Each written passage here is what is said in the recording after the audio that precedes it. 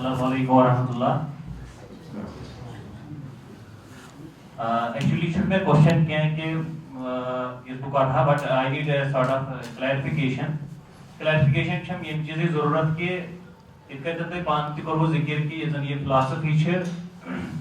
philosophy ऐसे छे इसमें मनफी अंदाज़ में क्योंकि negative भी छे philosophy है इसकी जब इस तो पूर्ण lecture हो so positivity of philosophy यहाँ तो एक relate ही है कि कुरान सुना तो सिर्फ इस्लाम से क्या तो वंश में ये clarification ज़रूरत कि ये philosophy छे अच्छा क्यों solid reasons की इनके वजह से ये negative शी use है कंप्लीट या ये सिर्फ निज़ाम image negative create करना शुक्रिया सवाल उस कि अगर फिलासफी मुतलिक तुम वो कि यह हसा असल चीज़ मगर तमें बावजूद क्या मतलब कुछ चीज़ फिलासफी नेगेटिव बनान समाजस मन तासुर कि फिलासफी हसा नेगेटिव बुनियादी तौर यह जन वजह कि फिलासफी क्या नेगेटिव तथ वजह असलन यह कि यम जन फिलासफर रूदमित तमो तनकीद कर्म ये मे अर्ज कोर कि एंशंट ग्रीकस मज यम सात यह कथ वस फलसफस मुतलिक यम सात फलसफ वो तारीखी तौर लबन कि हसा वजूदस मज तथ मज क्या कि लुकन तसवुरात लुकन मजहबी तसवुरात तम वन मिसाल के तौर पर तारक हसा खुदा जून हसा खुदा इथे कन तमो मुख्तलिफ तवहमात बनमित और यम जन फलसफी लुक तम तनकीद कर इसलिए इंसानी तारीखस मज हमेश तकरीबन यी गोमुत कि फिलासफर यम जन तम मजहबस खिलाफ रूदमित अमुक वजह यह क्या बुनियादी तौर कि फिलासफर खराब अमुक वजह कि मजहब वारिया खराब अगर तुम थॉमस पेन पढ़ो अगर तुम बर्ट्रैंड रसल पढ़ो अगर तुम फ्रेडरिक नीशा पढ़ो अच्छा नीशा सह सारे खुद ज़्यादा खतरनाक सह वहियात मान फिलासफरों मज सह सारे खुद वहियात मान यम जन खतरनाक तनकीद कर्म अगर तुम तम किताब पढ़ो सह वन कि मे बी ईसा कम से कम युथ आह कम से कम तम तह वोनमुत कह यह हसा सह कर मतलब उल्ट लफ्ज इस्तेमाल सह वन यह कमीन यह फलान वह मा वन बह यह हसा कमीन अम कर्म गड़बड़ सारी अम हसा कर्मुत इसलिए फिलासफर हमेशा मजहबस खिलाफ तारीखी तौर तम क्या मजहब खराब मजहब मिसाल क्रिश्चियनिटी खिलाफ लुक तम दपान हे यम हसा तवहम परस्ती फैलावान यमो हसा डेवलपमेंट रकम यम हसा लुकन रटान दपान अमिस तसरुफ तो इन मारित विच क्राफ्टस हिस्ट्री विच क्राफ्ट गो मिसाल के तौर पर दोप हे अमिस तसरुफ गोमुत पत अमिस दिवान उल्ट सजा ना ये अगर वह गो हिस्टेरिया गो गो बे मिसाल मसल गो दिमागी मसल मारहोन सह करो तम अमिस तसरुफ गोमुत पत मगर सह कम यह कर मजहबी लुक कर मजहबी लुक कर इसलिए फिलासफर अक्सर तारीखस मज मजहबस खिलाफ इसलिए न कि फिलासफर एक्चुअली गलत इसलिए तिक मजहब गलत नीशा यम सात पढ़ो सह मतलब सारे खुद उल्ट मान अत मज गॉड इज डेड वन तो युथ तस्वुर दी सह कूत खतरनाक सह अगर तुम वो तमिस नाराजगी बुनियादी तौर क्रिश्चियनिटी सह यह क्रिश्चियनिटी युथ वहियात आइडिया ही नसा जावमुत इंसान अगर कह तबाह कुन आइडिया पैदा कर्मुत सह तम कर्मुत क्रिश्चियनिटी मगर तमिस वजूहत अमिक मगर अस क्या कोर मुसलमानों हमसाय कर पान लड़ाई अन गर मुसलमान आय अगर कहें लो तोत क्या क्या पितन योतान चोप दियानो पानस वरियन दहन तोतान लगे बिहत कि अस दोप नसा यह मिसाल अस खिलाफ हालांकि तम अस खिलाफ तम मतलब यम त स्कॉलर मुफक्र वथमित मासवाई कम कैसा यमन जन रिकॉग्नाइज कर फलसफी कि हसा फलसफी यमो इस्लामस खिलाफ मिसाल के तौर पर सैम हैरिस वगैरह तिमन फलसफी वन हसा फलसफी यम असली फलसफी तमो क्रिश्चियनिटी तनकीद कर्म अच्छा क्रिश्चियनिटी गई 2000 वरी 2000 वरियन जंग फलसफी यह क्या वहियात वो चीज़ हम दपान हे हसा मुलहिद नसा खुदायस मान तम गलत तूत वन कह थॉमस पेन सज अगर तुम किताब पढ़ो बस ओत्रे पढ़ान तम सज किताब तम एक्सलेंट एनालिसिस कर अच्छा तम पे दपान हे खुदा मान मान क्रिश्चियनिटी मान कह बहुत ईसा मान कि तमिस हसा खुदा यह नसा हकीकत कत हे खुदा तथ दायरस मज तमो पे मजहबस तनकीद कर्म इसलिए अस न्यू सह जातस पे लुक हज लड़ाई अन गर यह आदत तो ये एक्चुअली ये वजह रही है कि अक नेगेटिव परसेप्शन अबाउट फिलासफी अगर तुम बर्ट्रैंड रसल पढ़ो रसल वन कि मजहब हसा गलत तिक अकु हे ठीक सह कूत असल कत वन रसल वन हे अख मजहब अख चीज़ वन ब्या चीज़ सारी गलत मगर ये वही आस तो ठीक अख हेक ठीक पे तनकीद कर क्रिश्चियनिटी यह खराबी कर यह खराबी कर यह खराबी कर वन तत सह बदनाम हे यम हसा मजहबस खिलाफ यह समझान कत मजहबस खिलाफ ठीक है। तो इस वजह से एक नेगेटिव इमेज है तिक बासान यम हसा असी खिलाफ शायद it should not be like that.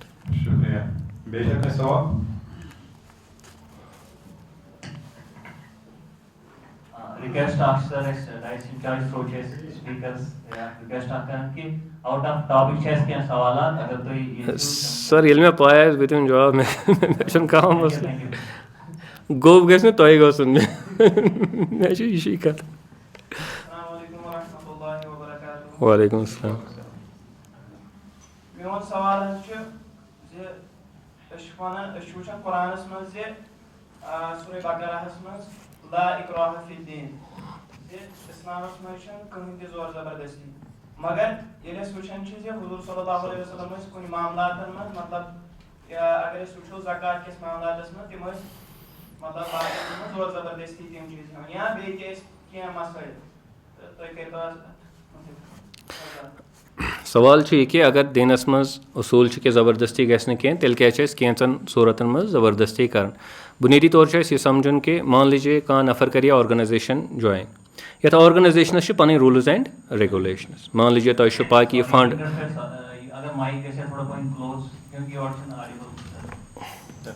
Okay बस सवाल यह कि अगर मजहबुक बुनियादी रूल कि ज़बरदस्ती नसा करें कह तेल क्या मजहबस मज कुछ सात ज़बरदस्ती वुचान मिसाल के तौर पर कह शख्स दी ज़कात कह तमिस सज़ा या कह चे शराब तमिस सज़ा वगैरह वगैरह। बुनियादी तौर मामल यह कि यम सात मजहब इख्तियार करान तम सात ज़बरदस्ती कह हे कॉम्पेल कह कर नसा च बन सा मुसलमान या च बन सा बे कह इस्लामस मज बुनियादी उसूल मगर यम सात वनो कि हसा कुन खास फिक्र वन जुड़ान कुन खास ऑर्गनाइजेशन जुड़ान पे लाजिम बन अकिस इंसानस कि सह कर तम रूल्स फॉलो तोतान तमिस आज़ादी तोतान हेको तमिस ज़बरदस्ती कर तुहन ऑर्गनाइजेशन सत रल कह या न रल कह तुम हेको तमिस ज़बरदस्ती कर मगर उस तुम वन तम बोर फॉर्म तम दोप तुम हाँ बह रोज वन तुह सत यथ कट रूल्स एंड रेगुलेशन तिथ कट हसा कर बह कम पे फुटरो तम कह रूल तुह पे हक तम सात बनन तुम हेको तमिस क्या ज्यादती न तमिस हेको तमिस जन तम सुन जायज़ सज़ा आए तुम हेको तमिस दित तम मूजूब बासान अदरवाइज मजहब ज्यादती हूँ कायल कह यह रूल फुटराउन सह गो यह कबूल कर अगर मैं रूल फुटरो तेल हसा मे सजा जाहिर कत चीज़ ऑर्गनाइजेशन मज बच्चस कर एडमिशन कुछ जाए तक तलकन लिखित I will abide by the rules of the school and if I violate any of the rules then the school has the discretion to punish me the way they wish ठीक है यह it is something like that.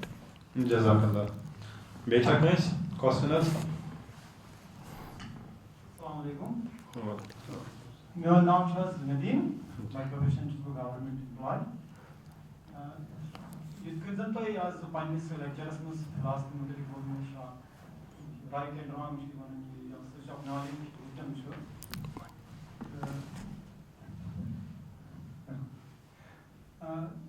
Bro तक वो तुम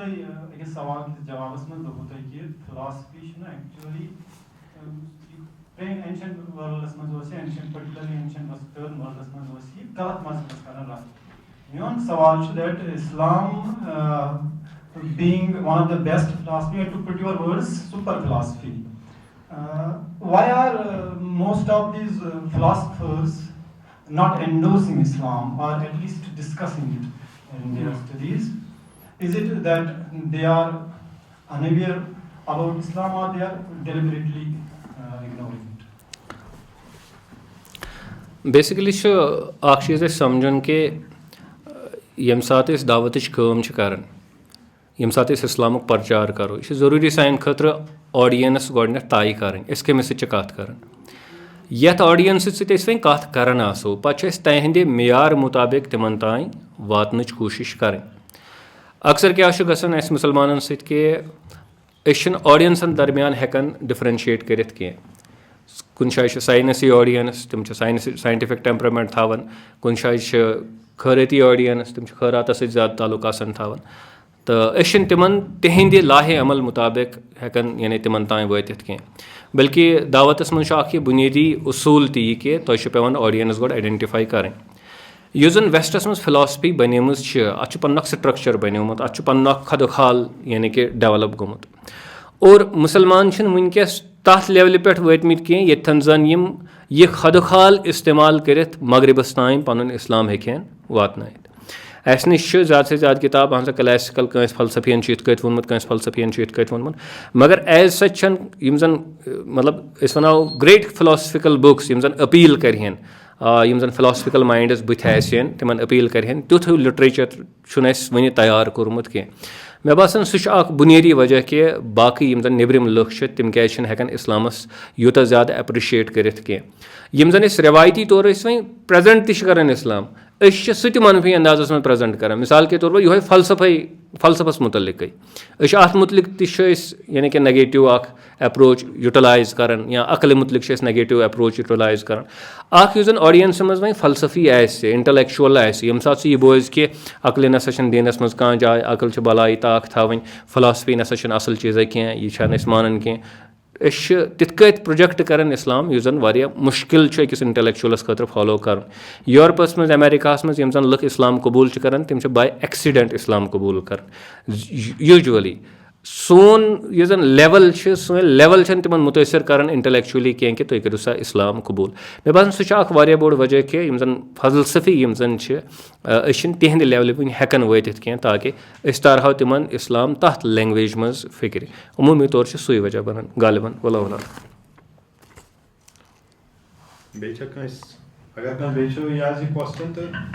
online question आमत यम जन question त्रावन वल तिमन नाम Malik Tufail question ये कि फिलॉसफी चाहे इस्लामिक वेस्टर्न और साइंस फाइनली किसी को भी कंक्लूजन पर नहीं आया है बट कुरान इसके बरक्स है so you entertain the men's position who is trapped in different philosophies and fail to reach to any conclusion actually it seems to me that philosophy has opposition within the philosophy आप कैसे इस चीज़ को देख रहे हैं basically समझन चीज़ and it's a very very interesting point सह गो ये कि मान लीजिए फिलॉसफी वात कंक्लूजनस पे मान लीजिए फिलॉसफी वात कंक्लूजनस पे तेल क्या रेवोल्यूशन ज़रूरत यह समझ फिलॉसफी और मे बासान कि फिलॉसफी इसलिए वारिया ज़्यादा ज़रूरी तिकाज यह गई कंक्लूजनस पे वात बजात खुद गई कंक्लूजनस पे इंसान हेकन वात कि अनलेस एंड अनटिल कि सोर्स ऑफ नॉलेज सह एब्सल्यूट सह परफेक्ट चूँकि सोर्स ऑफ नॉलेज कुछ अल्लाह ताला परफेक्ट सोर्स ऑफ नॉलेज अल्लाह सुब्हानहु व तआला योत यम सात फिलॉसफर पान बहस कर पोस्ट मॉडर्निज्म है हर कहीं चीज़ छुन पोज तम मतलब अमे हिसाब प्रोजेक्ट कर तम रिस्क काम कर तम यह फिक्र तारन कि अगर तुम कत जोर लगायो तुम वतिव ना कंक्लूजनस पे अनलेस एंड अनटिल तुम perfect source of information perfect source of argument और तवे कुरानस मज लिखित कि फलिल्लाहिल हुज्जतुल बालिगा यह जन अल्टीमेट आर्गुमेंट सह कम सुन सह अल्लाह ताला नश गो यह जन यह तस्वुर लुक अत पे नाराज गए फिलॉसफर क्या कंक्लूजनस पे वातन and it is good thing it is sign कि तम कह चीज़ बिला वजह मानन कह और वन दपा कि ना तेल क्या वत तम पान तिमन नश तोतान रसोई आसन कह तिहुंद यह कुन नतीजस पे न वातन तारन फिक्र कि फिलॉसफी कच असल चीज़ आर गेट माई पॉइंट तिहुंद यह यानी यह प्रोसेस तिमन दिवन यह फाइनल नतीजस पे वातन कह यह बजात खुद फिक्र तारन कि फिलॉसफी कच परफेक्ट चीज़ कि यह अकि परफेक्ट सोर्स बगैर हे वातन यानी कि हंग तो मंग नी कह कि सा वोतो कंक्लूजनस पे so I think we should not take it negatively बहुत पॉजिटिवली वुचान यह जन फलसफियन दरमियान बहस जन डिस्कशन डिसएग्रीमेंट जन फलसफियन दरमियान सह अमि चीज़ सबूत कि we are lacking something and for that Allah सुब्हानहु व तआला सेंड्स रेवलेशन यह फलसफ किस नेगेशनस मज गसन कह यह कत बल्कि यह फलसफ किस तायीदस मज गसन कि फलसफी क्या अकिस कंक्लूजनस पे वातन आई होप कि तो आंसर मिलो सवाल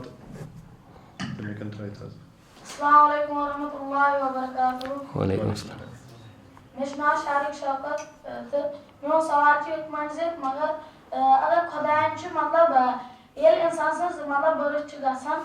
तो खुदा तम सद मतलब एज थवान लिखित तो मतलब ये कम साथ गुजरे ये कत मान गुजरे तो मतलब अगर वन कह इंसान मतलब इस करान सुसाइड तो मतलब ये खुदा लिखित थोमुत तो ये मतलब ये क्या बना तो मतलब अम सद खुद क्या वेरी गुड क्वेश्चन बेटा। बात यह है कि ये एक अलग चीज़ है कि खुदा ने लिखा और उस बंदे ने किया, और ये एक अलग चीज़ है कि उस बंदे को करना था तो और खुदा ने पहले ही लिख लिया। ये दो अलग चीज़ हैं। बुनियादी तौर पर असली मसले कि खुदा सबस खतर टाइम मैटर करन कह युस टाइम यह सानि जिंदगी हज डायमेंशन यह अस पे एप्लाई गसन खुदा सबस पे एप्लाई गसन कह वन मिसाल के तौर पर पास्ट प्रेजेंट फ्यूचर खुदा सबस पे एप्लाई गसन कह सह डोमेन नेबर। इसलिए अगर वनो खुदा सबस ब्रोंठ पता या पत लग सा पता अत मतलब यानी कि खुदायस ब्रोंठ कन कहें ते अल्लाह ताला यम साथ कह चीज़ लेखन कंस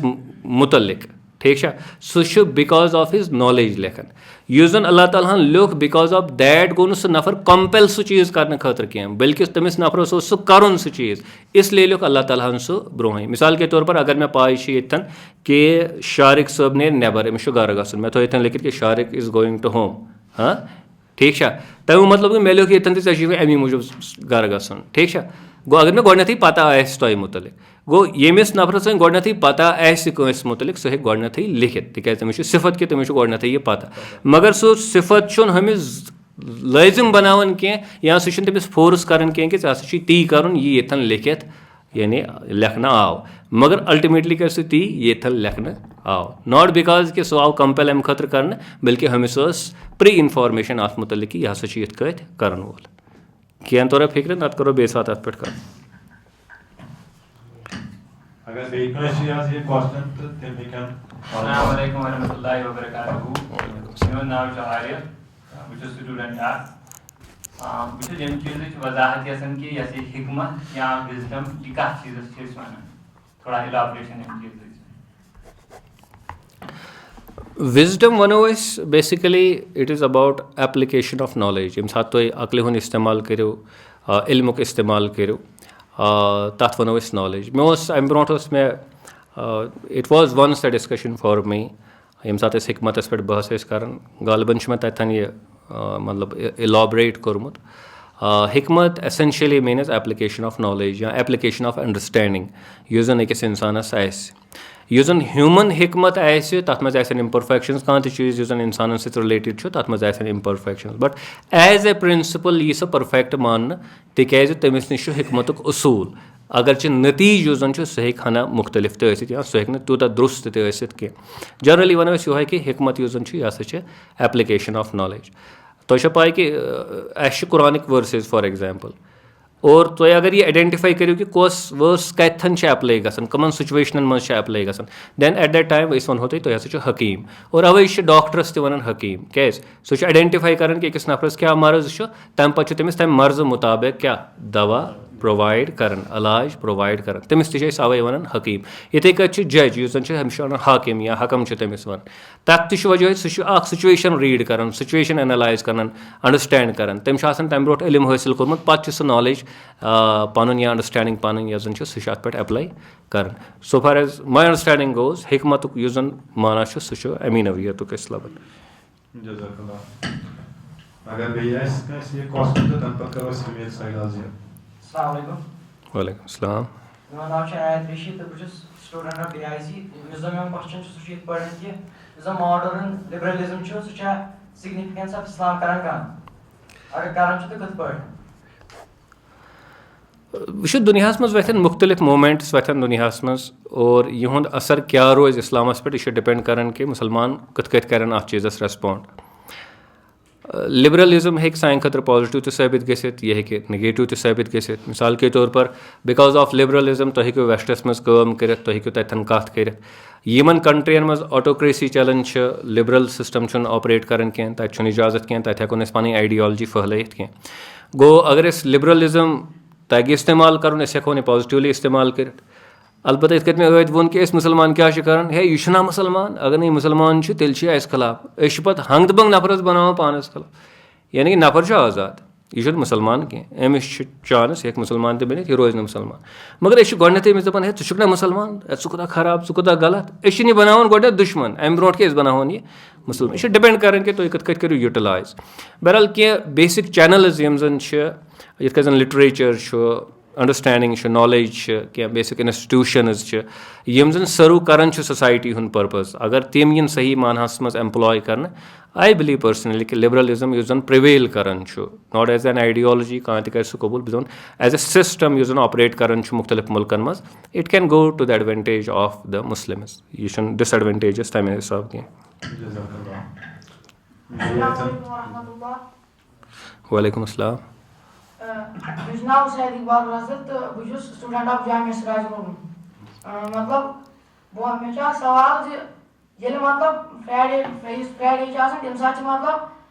जवाल टाइम अक्सर मतलब लोग तम मस्जिद मज तम सात मतलब तम पढ़ान मतलब तो तम मतलब सही तम हेको पढ़ी जनरली यूत मे थोड़ा बहुत याद फ़िकी मसाइल मे तूत याद कह स्कॉलर्स कह वन कि यम सात मस्जिद मज दाखिल गो तम सात लिबर्टी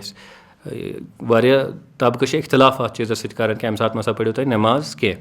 मगर कह वन कि मिसाल के तौर पर कर वजू अस अमि सात नमाज पढ़ तिक वजूस पत् हसा नमाज ऑटोमेटिकली हेको पढ़ इथे कन मस्जिद मज दाखिल गो अस हेको नमाज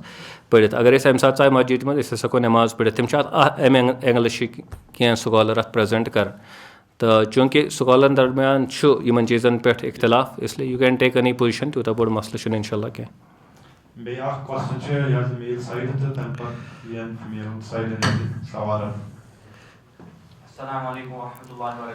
वालेकुम मेन नाम सिमराज शबीर तो बहुत स्टूडेंट ऑफ द IIC तो मेन सवाल मतलब अल्लाह ताला सं इबादत कर कत मतलब अल्लाह ताला सं इबादत कर खौफ आसन कि क्या उम्मीद आसन ज अल्लाह ताला त्राय पगह जन्नत यह अल्लाह ताला पाने कुरान मुबारकस मज फरमान कि खौफम व तमा अकिस इंसानस गि रोब तन खौफ तन और तमिस गि तमा तन उम्मीद तन होप तन कि this is the reward for me इसलिए यम दोनवे चीज़ लाजम मलजूम these are both of them are important अलबत्ता युस खुदायस मुतलिक खौफ सह थोड़ा बहुत रिकनस्ट्रक्ट कर थोड़ा नए अंदाज सोचुन खौफ गो यह कि कंस खोजन कह उल्ट नफर यह ला दी चोप सह खौफ ब्या खौफ यह जन मान लीजिए जुट आस गरस मज यह गोस नाराज गसन है ना पसंद कर कि फलान अगर बूज है ना लोग चालान अगर तुम क्या गलती आसन कर तुम वुचन कह जिड़ित वो भाग जाते हैं ठीक है ना तो उनको अलग किस्म का खौफ उसके बारे में होता है या दपान कि फलान गस मैं नाराज गसन कह कलाम कर तमिस सत खुदायस मुतलिक युस खौफ गसन तमिच इनक्लिनेशन येमे एतबार कि खुदायस सत मोहब्बत कर और वह पथ रोजान यह खौफ आसन कि यह गोस नाराज गसन कह तकवुक युस बुनियादी डायमेंशन सह यह तकवुक युस मामला सह अमी नवीयत अगर मेन साइड में से ये क्वेश्चन शुरू करें फ्रॉम कंसंट्रेशन अस्सलाम वालेकुम व रहमतुल्लाहि व बरकातुहू वालेकुम अस्सलाम Myself Mahvis Mushtaq and my question is why Muslims abuse non-Muslims calling them kafirs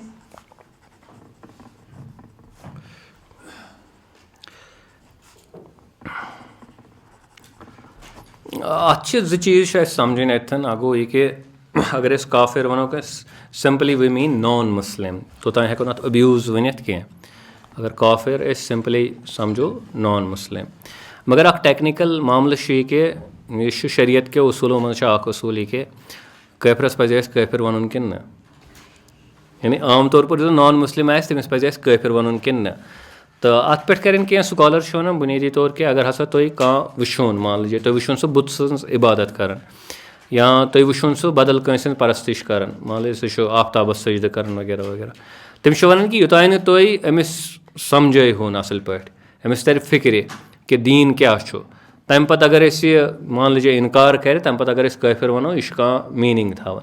क्या काफिर हसा तमिस शख्स वन इनकार कर रद्द कर मान न कह अच्छा मानुक न मानुक सवाल तेल वथन ये तमिस क्या ऑफर करो ये तमिस वनो कि यथ कत हसा दीन इस्लाम या यम चीज़ हसा तेल सु मानि या न मानि तमि साथ न मानस पे हेकोस पत काफिर वनित अदरवाइज बेहतर फिलहाल छपई करें अक्सर नॉन मुस्लिम टेक्निकली काफिर कह अक्सर नॉन मुस्लिम टेक्निकली काफिर कह काफिर वनो तमिस शख्सस युस जन दीन समझ तमिक इनकार कर अवे वन मे अद कि फिलासफर्स नेगेटिव इमेज फिलासफरन हज तमिक वजह यह कि समझान कि काफिर एक्चुअली वनो कमिस यानी कि कंस कोर क्रिश्चियनिटी हुन इनकार दपन यह गो अम कोर मजहबुक इनकार अम कोर शायद इस्लामुक इनकार it is not like that अगर कंस क्रिश्चियनिटी हुन इनकार कोर दपो कुन हदस तान गो तेल ठीक तेल मा गो यह गलत मगर अ जोर अनान जुड़ित हान सा यह हसा गो काफिर हेको जनरली पज यह टर्म वारिया एहतियात अगर नॉन मुस्लिम वनो सह ठीक टेक्निकली काफिर तमस वन युस जन इस्लामुक इनकार कर युस जन कुफर गो रद्द कर मैसेज वातनाव तमिस तान पत जानित मानित मानस सह कह एक्चुअली तमिस वनो एक्चुअली काफिर better if you avoid it that is better बह कर ये रिकमेंड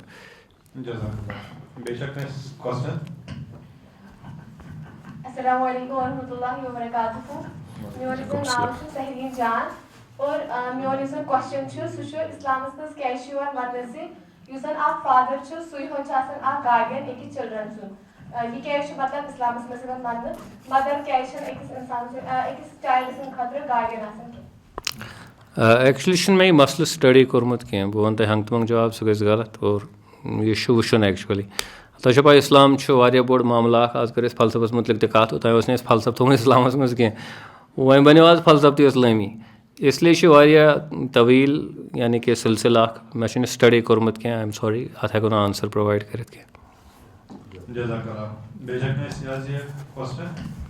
अस्सलाम वालेकुम वरहमतुल्लाहि वबरकातुहू वालेकुम अस्सलाम मोर सवाल सह कि मतलब अल्लाह ताला फरमान कि बहुत 70% ज्यादा माज मतलब मोहब्बत कर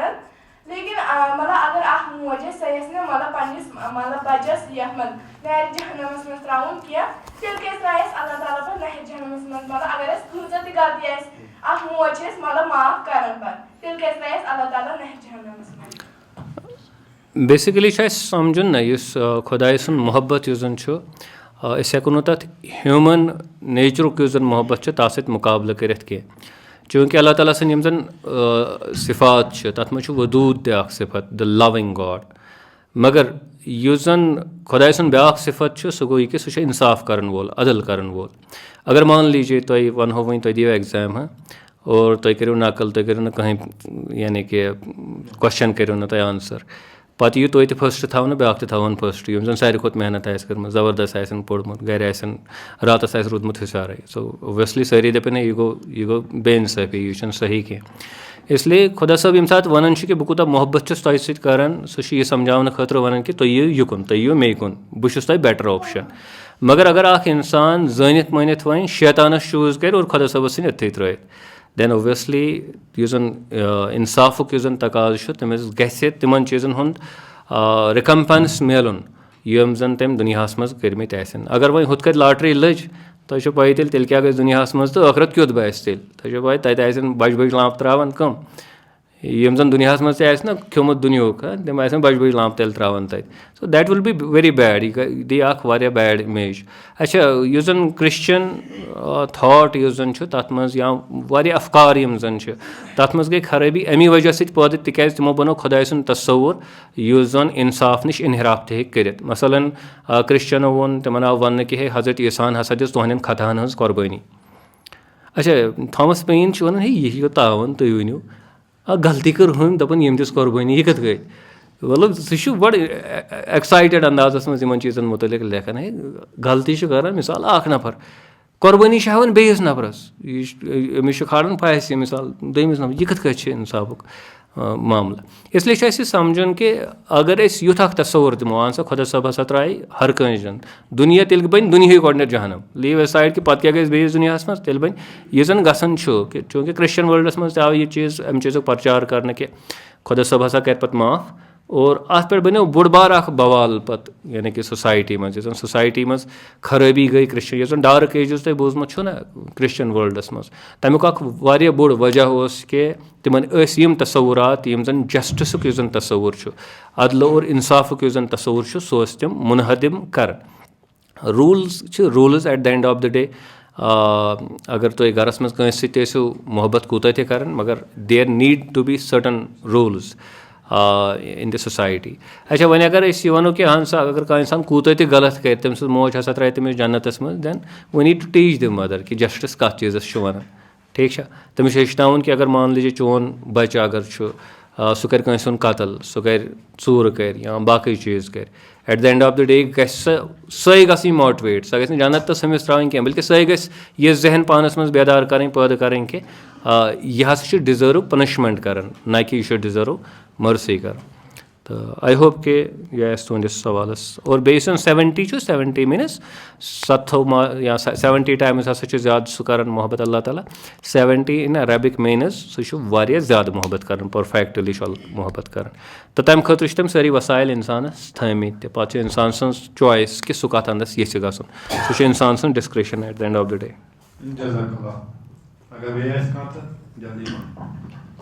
अस्सलाम वालेकुम वरहमतुल्लाहि व बरकातुहू। मेरा नाम उरुज इकबाल वन कि इस्लाम तक पीसुक रिलीजन मतलब कि अमनुक रिलीजन तेल क्या स्प्रेड कर मतलब तलवारों जरिए। वारिया असल सवाल कि इस्लाम अगर अमनुक मजहब यह क्या आव तलवारों जरिए स्प्रेड कर वैसा बेटा गोट वुन कि वाकई यह गोमुत और अगर गोमुत कर गोमुत अस कर कत कि इस्लामुक असूल ला इकराह फिद दीन there is no compulsion in religion चूँकि इस्लाम बजात खुद थ्योरेटिकली यह मना कर प्रोहिबिटेड बनावन हराम बनावन कि हेकोन कह जोर ज़बरदस्ती यानी कि मुसलमान बनाए इसलिए यह थ्योरेटिकली पॉसिबल कह कि हेको जोर ज़बरदस्ती कंस कर सह हसा बनावन मुसलमान। थॉमस अर्नोल्डन किताब लिखम the spread of Islam in the world तो तथ मज तम यह ज़र बहस वोनमुत। अच्छा दिलचस्प चीज़ तम यह डिस्कस कोर्मुत तथ मज तम वोनमुत कि ये सात हसा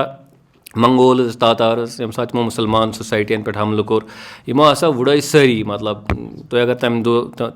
तमे दौरच अगर तुम हिस्ट्री पढ़ो तारीख दानो दोपन लेखवै हिस्ट्री तीचा तलख तीचा तकलीफ दह हिस्ट्री सह तक तम सारे मर्दन मारन तिहद कलन कर जमा बनान तिमन कलन हंद किल बनान पे बनान टावर तिमन कलन हंद बहरहाल ज़बरदस्त तबाही तमो कर्म मगर थॉमस अर्नोल्ड लेखन कि यह हसा अजीब कि तमि पत यमो यम फतह कर मंगोल तातार तम मंगोल्स और तातार तम तसा बने मुसलमान क्या तथन मुसलमान क्या गो तलवार ब्या गो तलवार चलावन वोल तमो गोडनथ मोरमुत मर्द तमो गोडनथ निभामित ठीक अगर इस्लाम सोड के जोर पे फैल गया होता तो तम साथ गोस कम से कम इस्लाम फहलन कह but God has his own ways to deal with the issues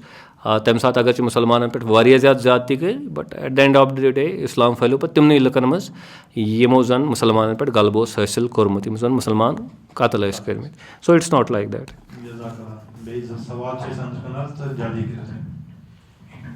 अस्सलाम वालेकुम वरहमतुल्लाहि व बरकातुहू। वालेकुम अस्सलाम। मेरा नाम सानिया अशरफ मुझे दावा इस्लामिक सेंटर स्टूडेंट मे क्वेश्चन ये पे ये अल्लाह ताला वन कि यमिस इंसानस हिदायत दिन सह हेक गुमराह गसित कह तो यमिस बह गुमराह कर सह हेक हिदायत लबित कह तेल इंसान गुमराह गोमुत सह अल्लाह ताला सज चाहत कि यह गुमराह रोजन तेल कत पे सह गुनाहगार रोजान। अल्लाह ताला फरमान अल्लाह ताला फरमान कि मेन चाहत बह कर गुमराह अल्लाह ताला फरमान कि बुस यमिस यस तमिस दिम हिदायत और यमिस यस सह हसा कर गुमराह। वह वो तथन सवाल कि खुदा सब कमिस मुतलिक ये कि तमिस दी हिदायत और कमिस मुतलिक ये कि तमिस कर गुमराह गो अ क्राइटेरियन वन अ पैमान वन कि हिदायत कमिस दिमो खुदा सब ये समझावन कि अ पैमान यह मुफ्तस मज ना हिदायत मिलान ना मुफ्तस मज इंसान गुमराह गसान कह कंडीशन फुलफिल कर सह करहोन गुमराह कह कंडीशन फुलफिल कर तमिस हसा दिमो हिदायत मसलन अगर कह इंसान तकब्बुर कर अल्लाह ताला तम खतर गुमराही थम अगर कंस में नदामत फिक्र अल्लाह ताला तमिस खतर हिदायत थम सो इट्स नॉट लाइक दैट यह आर्बिट्री कह सिस्टम कह ना सा यह तुलहन तो अमिस वजुल फैरन लगित यह गो हिदायत कुन अमिस गो क्रिहनिस गो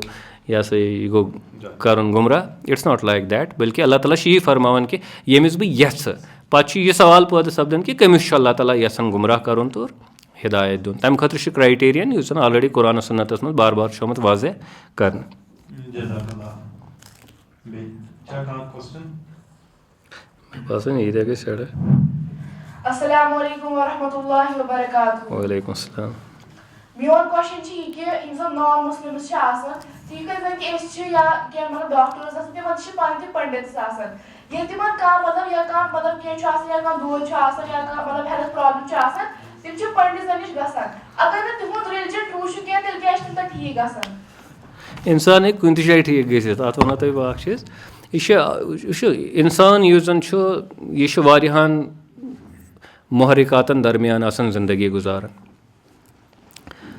और तथ मज क्या इंटरनल फैक्टर्स आसन क्या एक्सटर्नल फैक्टर्स आसन कुन सात इंसान सती गसान क्या लग तिथ आसन तम दिन दोदे तिमन रोजान दोदे क्या तिथ आसन ठीक अगर यह जन इंस्ट्रूमेंट ऑफ क्योर अगर सह मुसलमानस निश तो मुसलमान हे ठीक कर बेस अगर सह काफिरस निश तो काफिर हे ठीक कर यह डिपेंड करान कि इंस्ट्रूमेंट कमिस निश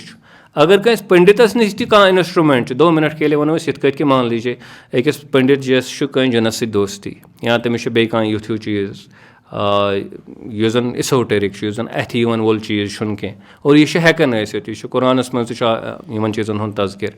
तो अगर तमिस तिमन सत रबत या तम किस्मुक एक्सेस तमिस तो तम सद जरिए तक ठीक गि बोड़ मसला यह कह वन कशर कुछ जाए ठीक ग वन अगर तमिस कुछ जाए शफा गो सह पे दपान यह हसा खुदा इट हैपन्स तिक सोन ठीक गसन मुश्किल योतान जिंद तोतान बेमार पे ठीक ग ये सात दुनिया नेरान वन अगर कुन जाए ओर योर शफा मिलो पे बासान यह अल्टिमेट रियलिटी रात कत कर मे बासान यस रात कत कर साथ दोपन बह हसा गोस अकिस जाए मे दोप मे अलर्जी तो मे हसा कोर इंजेक्शन मिसाल ग मेडिकल असिस्टेंट वगैरह कह मे हसा कोर मे इंजेक्शन दोपन अत अंग्रेज यह गामक अत अंग्रेज तो दोपस मे अलर्जी ते करो इंजेक्शन यह कत वन मे कत बुनियाद पे कर मे इंजेक्शन दोपन डॉक्टर वजलो वो गो मतलब अम त्रो मे सवाल अमिस फिक्रे तवन अंग्रेजस यम सन पे दोपन बहरहाल तो वो अमिस शायद मल पथर आसन अम दोप अमिस लोशन कह सम कर अमिस इंजेक्शन कह मतलब यह लकुट क्या कर अमिस इंजेक्शन दोपन ओतान मे ठुकमुत इंजेक्शन कम दोपन ये मे कर्मित दोपन youth one core Amish injection बह सोचान तेल सा बह चार पा मिसाल मे गो सर यह फेल गर्ज वन कि यह क्योर यह बोड़ चैलेंज सान खतर ठीक गसन बोड़ चैलेंज सान खतर यथ कट चीज़ चैलेंज बने क्या मुसलमान यम सात नाबकारी कुछ सिस्टमस मज ज्यादा आम गसन पे लकट खोत लकुट चीज़ तमिस बासान यह हसा बोड़ हालांकि तम तीत्या बड़ आसन यानी कि मामलात क्या अगर क्या मामूली दोद कर ये उम्मीद रोजान यह गि ठीक पत अगर तमिस मिसाल के तौर पर फोक सत फर्क गि या तम त्रेश सत फर्क गि फोक आमत दिन मे वन 2 चीज़ कंस गि फोक सत फर्क इस त्रेश मज फोक दुतमुत कंस गि सोदी त्रेश सती फर्क अड़ त्रेश चेवन ज्यादा तिमन किडनी गसान ठीक या तिमन बे चीज़ गसान ठीक त्रेश सत महज त्रेश सत अगर तुम गर चेहन तीजा त्रेश सहन त्रित सान क्या पीर साहब 5 लीटर चीज दोहस मिसाल अगर बराबर 5 लीटर गर चमहो तम सो ठीक गि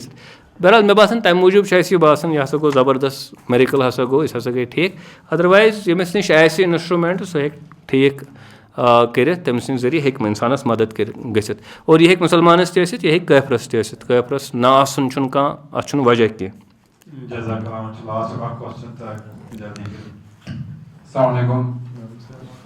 मीर शाहिद यहाँ से बोल रहे हैं। By profession I am a doctor.